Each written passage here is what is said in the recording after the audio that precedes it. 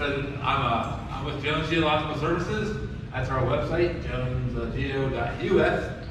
And we specialize in educational programs and some consulting along the way. And there's the original spelling for Susquehanna. You think you got in trouble now spelling it. All right, Susquehanna is really special. 444 miles long, and then both branches, the main branch and the left branch. The longest non-commercial river on the East Coast. Non-commercial, that's kind of important.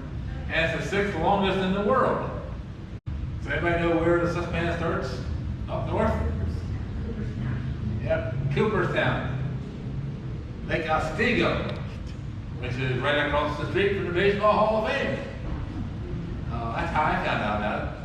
I came out of the Baseball Hall of Fame one day, and there's a historical placard sitting right there, like the River Commission maintained, and of course there's the Chesapeake Bay Watershed Association, and all that water falls in the ground, eventually ends up in the Susquehanna River someplace, sometime, right? Well, anyway, now before I tell you the age and all that, just like a sledding hill, right? You want to go down a fast sledding hill, it's got to be steep. So the Susquehanna River is fairly steep, really steep from Harrisburg down to the bay, and particularly down here in what we call the deeps, below Lake Havre. We'll talk about the deep and valleys.